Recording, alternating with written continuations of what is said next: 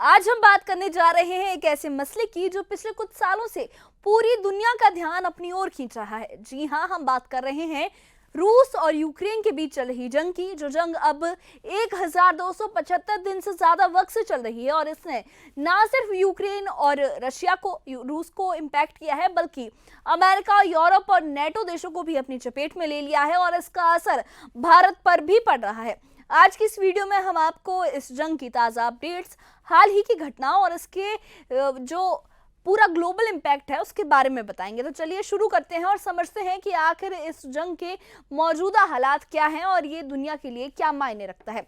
सबसे पहले बात करते हैं इस जंग की शुरुआत और मौजूदा हालात की। तो रूस और यूक्रेन के बीच ये जंग 24 फरवरी 2022 को शुरू हुई थी, जब रूस ने यूक्रेन पर बड़े पैमाने पर सैन्य हमला किया था। रूस का कहना था कि वो यूक्रेन के पूर्वी हिस्से यानी डॉनबास इलाके को अपने नियंत्रण में लेना चाहता है और साथ ही वो नहीं चाहता कि यूक्रेन नेटो में शामिल हो। दूसरी तरफ यूक्रेन का कहना है कि वो अपनी संप्रभुता, अपनी सोवरेनिटी को अपनी सोवरेनिटी को नहीं छोड़ेगा और वो अपनी जमीन की रक्षा करेगा और वो किसी भी कीमत पर रूस को अपनी जमीन का एक भी टुकड़ा, एक भी इंच नहीं देगा। और अब 1275 दिन बाद भी इस जंग का कोई ठोस हल नहीं निकल पाया है।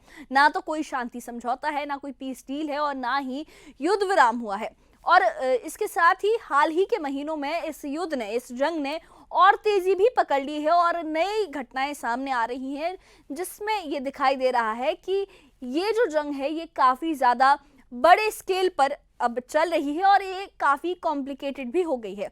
इन घटनाओं को एक एक करके समझते हैं। पिछले कुछ हफ्तों में ही दो अहम मुलाकातें हुई हैं इस जंग के रिगार्डिंग, इस वॉर के रिगार्डिंग, जिसमें पूरी दुनिया का ध्यान इन मुलाकातों की ओर था। पहली मुलाकात 15 अगस्त 2025 को हुई, अमेरिका के अलास्का में हुई, जहां अमेरिका के राष्ट्रपति डोनाल्ड ट्रंप और रूस के राष्ट्रपति व्लादिमीर पुतिन ने इस जंग को खत्म करने के लिए शायद बातचीत की। ये बातचीत करीब 2.5 घंटे तक चली है और इसमें कई अहम मुद्दों पर बात हुई है, डिस्कशन हुई है, लेकिन इस मुलाकात से कोई भी बड़ा नतीजा नहीं निकला है। यानी इस जंग को खत्म करने का कोई भी ठोस समाधान, कोई भी डायरेक्ट इसका इम्पैक्ट नहीं निकला है इस मीटिंग से। और रूस ने अपनी मांग दोहराई है कि यूक्रेन का डॉनबास इलाका रूस को सौंप दिया जाए और यूक्रेन नेटो में कभी भी शामिल ना हो। लेकिन यूक्रेन और उसके सहयोगी देश इन शर्तों को मानने के लिए तैयार नहीं है।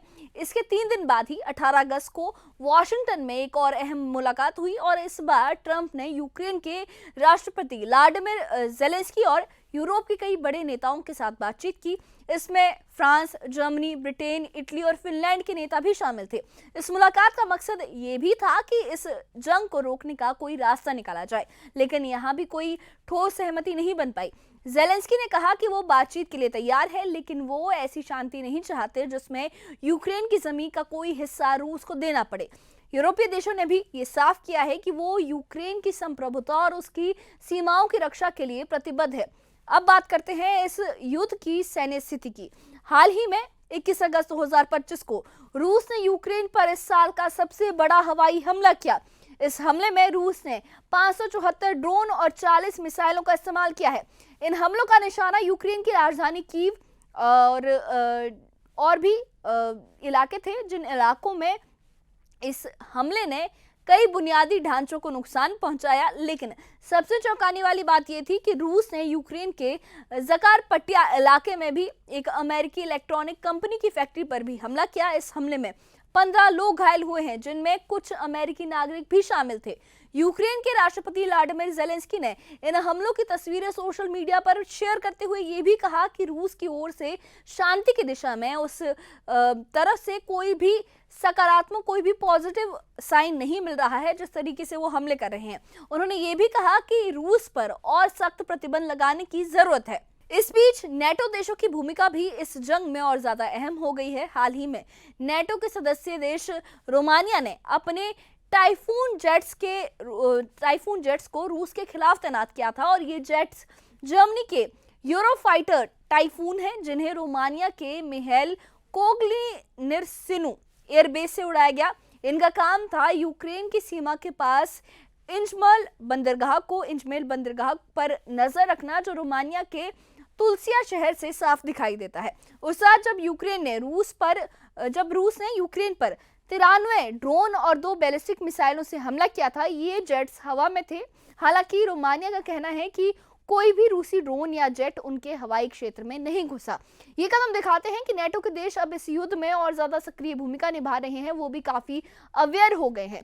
पहले नेटो देश सिर्फ हथियार और आर्थिक मदद देकर यूक्रेन का साथ दे रहे थे, लेकिन अब वो सैन्य तौर पर भी रूस के खिलाफ खड़े हो रहे हैं। फिनलैंड और ब्रिटेन जैसे देशों ने भी ये साफ किया है कि वो यूक्रेन की सुरक्षा के लिए प्रतिबद्ध है। अब सवाल ये है कि नेटो और यूरोप इस युद्ध में इतने ज्यादा सक्रिय क्यों हो रहे हैं। दरअसल कई नेटो देशों को लगता है कि अगर रूस को यूक्रेन में रोका नहीं गया तो वो इन फ्यूचर नेटो देशों पर भी हमला कर सकता है। हाल ही में पोलैंड में एक धमाका हुआ था, जिसके पीछे रूस का हाथ होने का शक जताया जा रहा है, और इस मुद्दे को लेकर जो नेटो देश है वो काफी ज्यादा अवेयर हो गए हैं, काफी ज्यादा सक्रिय हो गए हैं। इसके बाद रोमानिया का टाइफून जेट्स उतारना दिखाता है कि नेटो अब रूस को हल्के में नहीं ले रहा, क्योंकि जहां तक अजम्पशंस है, यूक्रेन के बाद रशिया का अगला टारगेट नेटो की कंट्रीज ही हो सकती हैं, क्योंकि उनकी सीमाएं, बहुत सारी कंट्रीज की सीमाएं रशिया के साथ लगती भी हैं। और एक बात इसमें यह भी है कि जिस तरीके से रशिया ने यूक्रेन के इलाकों पर ये बोलकर हमला किया है कि वहां पर रूसी भाषी लोग रहते हैं, और उसके डॉक्ट्रिन के तहत उसको ये हक है, रूस को ये हक है कि वो रशिया के जो रूसी भाषी लोग हैं जो बाकी किसी कंट्री में रहते हैं उनके मामलों में दखलंदाजी कर सकता है। तो वैसे ही कई नेटो कंट्रीज में भी रशियन स्पीकिंग जो पॉपुलेशन है वो काफ़ी ज़्यादा है, और इसको देखते हुए नेटो की कंट्रीज़ को ये डर है कि अब अगर यूक्रेन में रशिया को नहीं रोका गया तो उनका जो रशिया का अगला टारगेट है वो नेटो कंट्रीज़ हो सकती हैं जिनका बॉर्डर रशिया के साथ लगता है। तो ऐसे में वो सब भी काफ़ी अवेयर हो गए हैं, काफ़ी चौकन्ने हो गए हैं। दूसरी तरफ रूस का कहना है कि वो भी अपनी सुरक्षा को लेकर गंभीर है। रूस के विदेश मंत्री सर्गेई लावरोव ने हाल ही में ये कहा कि अगर पश्चिमी देश यूक्रेन को सुरक्षा गारंटी देना चाहते हैं तो रूस को इस प्रक्रिया में शामिल करना होगा। उनका कहना है कि रूस को नजरअंदाज करके कोई भी शांति समझौता पॉसिबल ही नहीं है। अब बात करते हैं इस युद्ध में हथियारों और आर्थिक मदद की। अमेरिका अब तक यूक्रेन को 66.9 अरब डॉलर की सैन्य मदद दे चुका है। इसमें आधुनिक हथियार, टैंक, ड्रोन और मिसाइल सिस्टम शामिल हैं। इसके अलावा अमेरिकी कांग्रेस ने यूक्रेन के लिए 175 अरब डॉलर के 5 बड़े सहायता पैकेज भी पास किए हैं, जिनमें से 128 अरब डॉलर सीधे यूक्रेन सरकार को दिए गए हैं। सिर्फ अमेरिका ही नहीं, नेटो के बाकी देश भी यूक्रेन की मदद कर रहे हैं। मिसाल के तौर पर फॉर एग्जाम्पल अगर बात की जाए तो नीदरलैंड्स ने हाल ही में 500 मिलियन यूरो यानी करीब 4,500 करोड़ रुपए अमेरिकी हथियार खरीदने के लिए देने का ऐलान किया है। कुल मिलाकर 50 से ज्यादा देश यूक्रेन को हथियार और आर्थिक मदद दे रहे हैं। इनमें से 10 long range rocket system, 178 तोपें, 1 lakh गोले और 2.5 lakh anti tank drone, anti tank हथियार भी, और 8.214 यानी कि इतने सारे एयर डिफेंस सिस्टम, मिसाइलें भी इसमें शामिल है। 8,214 एयर डिफेंस मिसाइलें भी इसमें शामिल हैं। मतलब इतनी ज़्यादा आर्टिलरी जो है वो यूक्रेन को दी जा रही है, सैन्य मदद दी जा रही है, आर्थिक मदद दी जा रही है। लेकिन यूक्रेन भी रूस के खिलाफ खामोश नहीं बैठा है। यूक्रेन की सेना ने हाल ही में रूस के कब्जे वाले जापोरिजिया इलाके में रूसी सेना की S-300V एंटी एयरक्राफ्ट मिसाइल प्रणाली पर हमला किया। इस हमले में ड्रोन और मिसाइलों का इस्तेमाल किया गया और दावा है कि इस प्रणाली को पूरी तरह से खत्म कर दिया गया है। इसके अलावा यूक्रेन ने अमेरिका से मिले F-16 और फ्रांस से मिले मिराज 2000 जेट से रूस के 11 सैन्य ठिकानों पर हमले किए हैं। दूसरी तरफ रूस ने भी अपने सुखोई और मिग सीरीज के 200 से ज्यादा लड़ाकू विमानों से यूक्रेन के खार्किव, सूमी और कीव के बाहरी इलाकों पर हमले किए हैं। इन हमलों से यूक्रेन में भारी नुकसान हुआ है और कई शहरों में बुनियादी ढांचा भी तबाह हो गया है, क्योंकि जो चाहे कितनी भी सपोर्ट यूक्रेन को मिल रही हो, लेकिन रशिया की पावर के आगे वो कम ही पड़ रही है। अब सवाल ये है कि इस जंग का फ्यूचर क्या है, इसका भविष्य क्या है। क्या ये युद्ध कभी खत्म होगा या ये और भयानक रूप लेगा?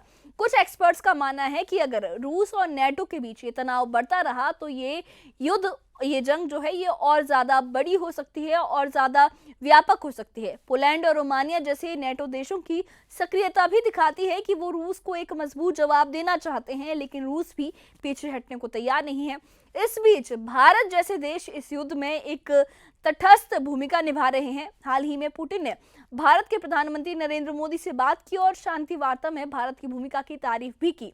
भारत की कूटनीतिक सिचुएशन ऐसी है कि वो इस युद्ध में मध्यस्थता कर रहा है, लेकिन अभी तक कोई भी ठोस इसमें प्रगति नहीं हुई है, कोई भी डेवलपमेंट नहीं हुई है। तो ये थी रशिया यूक्रेन जंग की ताज़ा स्थिति, इसके ताज़ा हालात। इस जंग ने न सिर्फ यूक्रेन और रूस को बल्कि पूरी दुनिया को इम्पैक्ट किया है, चाहे वो एनर्जी का संकट हो, ऊर्जा संकट हो, खाद्य संकट हो, और वैश्विक अर्थव्यवस्था पर इसका गहरा असर पड़ा है। सवाल ये है कि क्या ये जंग शांति की ओर बढ़ेगा या फिर ये और ज्यादा कॉम्प्लिकेटेड होता जाएगा? इस बारे में आपकी क्या राय है? क्या ये जंग खत्म होने वाली है या फिर ये और ज्यादा बढ़ेगी, और क्या ये थर्ड वर्ल्ड वॉर का रूप ले लेगी? अपनी राय हमें कमेंट बॉक्स में जरूर बताइए, और इससे जुड़े अपडेट्स के लिए और ऐसी ही खबरों के लिए हमारे चैनल के साथ बने रहिए। हमारे चैनल को सब्सक्राइब करिए। शुक्रिया।